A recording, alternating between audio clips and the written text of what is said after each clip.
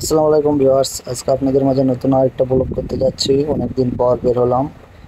প্রচণ্ড গরম, তাপদাহ চলতেছে, যার কারণে বাইক নিয়ে ঘোরাঘুরি করাটাও খুব রিস্কি হয়ে যাচ্ছে।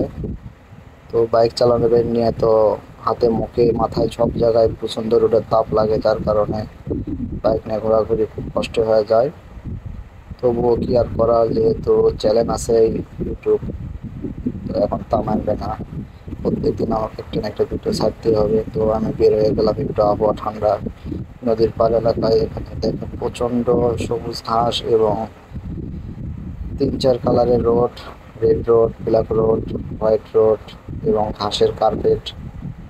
তো আপনারা যে কোনো রোডের উপর দিয়েই চলাচল করতে পারেন। এখানে প্রচুর শক্ত এবং অনেক মজবুত করে এই পাড়টা তৈরি করা হয়েছে। পাড়টার দৈর্ঘ্য প্রায় 3 কিলোর ওপর হবে। এ মাথা থেকে ও মাথা দেখেন, দেখাই যায় না। তো বাইক নিয়ে যদি আপনার 60-70 গতিতেও চালান, তাও আপনাকে মাথা থেকে মাথা 3 মিনিট লাগিয়ে যায়। তো ভিউয়ার্স, এটা যমুনা নদীর পাড়ে অবস্থিত চায়নাবাদ থ্রি নামে জায়গাটা। তো এটা ইকোনমিক জোন এলাকা। এখানে প্রচুর অর্থনৈতিক অঞ্চল হিসেবে গড়ে উঠবে। এখানে 4-5টা বাইক দেখতেছি, মনে হয় তারা সবাই নদীতে গোসল করতে গেছে। তো গরমে কি আর করার, গরমে তো সবাই পানিতে নামার জন্য একটু চেষ্টা করে, তা যার কারণে যমুনা নদী বলে কথা। একদম শান্ত একটা নদী। নদীতে প্রচুর পানি আছে, এখনো দেখা যাচ্ছে। এবং গোসল করলে খারাপ হয় না, যমুনা নদীতে গোসল করা মানে একটা আনন্দের ব্যাপার স্যাপার। তো যাই হোক, নদীতে নামবেন যারা অবশ্যই সাবধানে নামবেন, গভীরতা দেখে নামবেন। তো এখানে একটা ছোট ছাউনি, যারা বেড়াতে আসে ভ্রমণ প্রিয় তারা এখানে ছোট একটা করে ঘরে স্টল আছে, স্টলে কেনাকাটা করে ছাউনিতে বসে আরাম করতে পারবেন, কিছু চা পানি খেতে পারেন। প্রাইভেট কার দ্বারা সবাই বাতাস খাচ্ছে। এখানে একটা বাইক নিয়ে বসে আছে। মাঝে মাঝে গ্যাবে গ্যাবে এরকম করে বসার সিস্টেম আছে, যেখানে আপনারা বসে বসে বাতাস খেতে পারেন এবং নদী নিয়ে গবেষণা করতে পারেন। নদীর সামনে প্রচুর সবুজ ঘাস আছে, দেখতেই পাচ্ছেন আপনারা। তার নিচে নদী, নদীতে পানি, যেমন নদীর পানি তেমনি খোলা, তবুও শান্তির জায়গা আর কি। তো আপনারা যারা রেড রোডের ওপর দিয়ে যেতে চান যেতে পারেন, সমস্যা নাই। রেড রোডের ওপর দিয়ে গেলে গাড়ি একটু ধীর গতিতে চালাবেন, এই জন্য সেগুলো টাইস টাইপের, আপনার বাইকের গতির কারণে হয়তো ভেঙে নষ্ট হয়ে যেতে পারে। তো বাম সাইডে কিছু গাছ লাগাইছে, যেগুলো গাছ যখন বড় হবে এগুলোতে ছায়া দেবে, আরো ভালো লাগবে। তো সামনে আপনারা প্রচন্ড গরম, তাপদাহ আপনাদের জন্য দেখেন বড় বড় ফ্যান রেডি করে রাখছে। 3 পাখাওয়ালা ফ্যান। এখানে যখন ফ্যানের সুইচ দেওয়া হবে, বাতাসে প্রচণ্ড বেগে আপনাদের অশীতল করে দেবে। তো ভিউয়ার্স, এটা কিন্তু ফ্যান না। আমি হয়তো বললাম ফ্যান, কিন্তু এটা ফ্যান না, এটা হচ্ছে আপনার বায়ুবিদ্যুৎ কেন্দ্র। এখনো চালু হয়নি। কিছুদিন আগে প্র্যাকটিক্যালি টায়ার হিসেবে ঘোরাঘুরি করছে, দেখছিলাম আমরা যখন ঘোরে একটা সমস্যা শব্দ হয় ফাইট, এবং এখন বন্ধ আছে আপাতত। তো কিছুদিন ধরে কাজ চলতেছে, উন্নয়নের কাজ চলতেছে, এই যে এগুলো এই মেশিনের যন্ত্রপাতি। তো ফ্যানগুলো যখন চালু হবে এলাকার এবং এই পর্যটন কেন্দ্রের মান এবং সৌন্দর্য আরও বৃদ্ধি পাবে, তখন আপনারা আরও সুন্দর করে এগুলো উপভোগ করতে পারবেন। তো অনেকেই দেখছেন এগুলো বিভিন্ন রাষ্ট্রে, বিভিন্ন বিদেশি এলাকায় আপনার এগুলো পাকা করে ধীর গতিতে সামুদ্রিক পাড়ে বা বিভিন্ন নদীর পাড়ে এগুলো আপনার করে থাকে। তো সিরাজগঞ্জেও এটা তার বাইরে না, সিরাজগঞ্জেও এই প্রজেক্টটা চালু হতে যাচ্ছে। তো খুব ভালো একটা উদ্যোগ। সিরাজগঞ্জ অনেকটাই আপডেট পর্যটনের দিক দিয়ে। এখানে নদী হিসেবে, শহর হিসেবে খুব ভালো একটা জায়গা। আর বিকেল হলে তো কোনো কথাই নাই, এই দিক দিয়ে প্রচণ্ড ভিড়। সবাই নদীর পাড়ে আসে ঘোরাঘুরি করার জন্য। তো এধারে বাইক এবং প্রাইভেট কার দেখছেন, এগুলো সবাই বেড়াতে আসে। আর মোটোগুলো নিয়ে জন্য একটা পারফেক্ট জায়গা। তো বলতে বলতে আমি নদীর পাড়ে একটা আসলাম, নদীর পাড়ে একটু বসবো এখানে, চতুর্পাশে একটু ভিউটা নেই কেমন লাগে।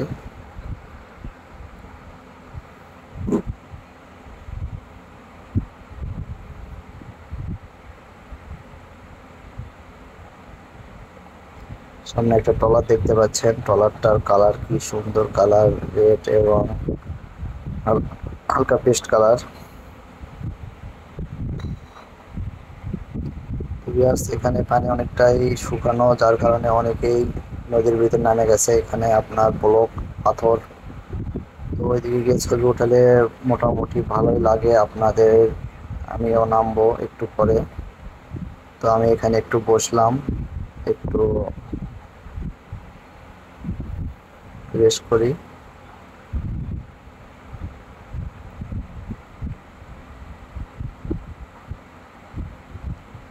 কিছু মুসল্লি নদীতে যাচ্ছে ওযু করার জন্য। এখানে নামাজের ব্যবস্থা আছে, আপনারা নদীর পানি দিয়ে গোসল করতে পারেন, ওযু করতে পারেন।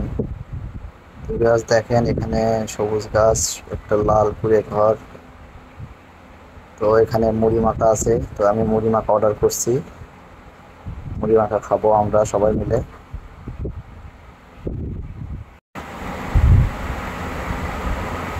তো মুড়ি মাখা চলে আসছে বিরাজ, দেখেন আমার মেয়ে তো খাওয়া শুরু করে দিয়েছে। প্রচণ্ড ঝাল হয়েছে মুড়িতে, তবুও সে থামে নাই।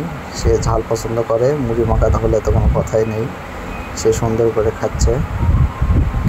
আমিও মাঝে মাঝে মুড়ি একটু করে খাচ্ছি এবং ভিডিওর কাজ চালিয়ে যাচ্ছি।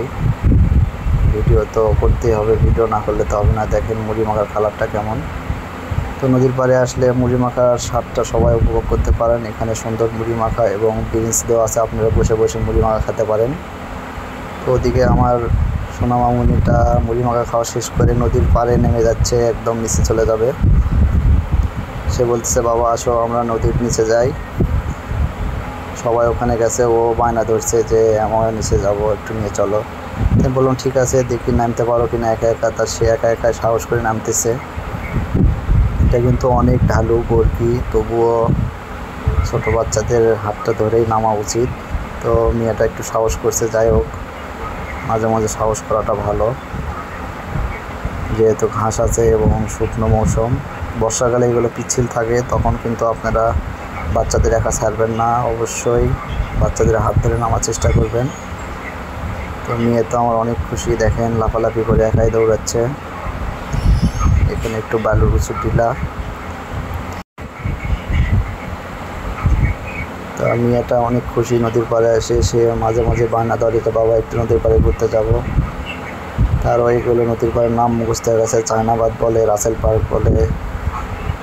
তো চায়নাবাদ এবং রাসেল পার্কে বেশি আসা হয়, তো এটা চায়নাবাদ 3। দেখেন মেয়ে কেমন করতেছে, আবার টাটা দিচ্ছে। তো ভিউয়ার্স আমি ভিডিও করতেছি এবং একটু আপনাদের সামনে আসলাম। সবাই তো আমার হেলমেটের পিছনে ক্যামেরাটাই শুনতে পারেন, তো ভাবলাম একটু আমিও ক্যামেরার সামনে আসি, কেমন লাগতেছে। উত্তর পাশের ভিউটা আপনাদেরকে দেখায়, এটা যমুনা নদীর পানি, নদীর মাঝখানে চর উঠছে ট্রলার।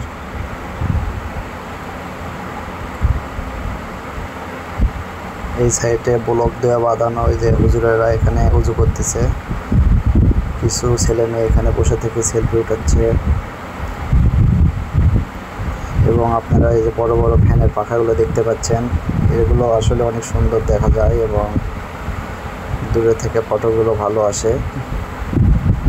এটা উপরের ভিউ, নদীর ভিতর থেকে আমি ফুটেজটা নিচ্ছি।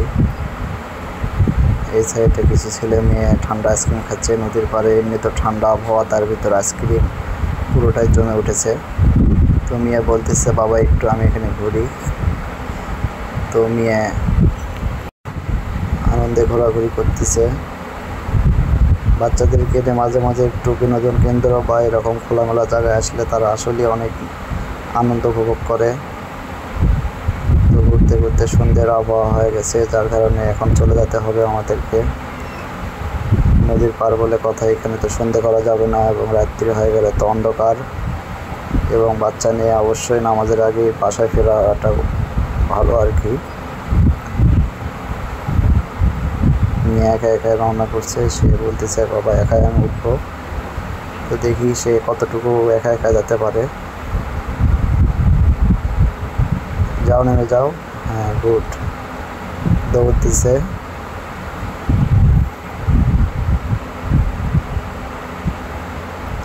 অনেক উঁচু, কিন্তু আমরা বড়রাই উঠতে হাঁপায়ে যাই, আর বাচ্চাদের তো আরও কষ্ট হওয়ারই কথা।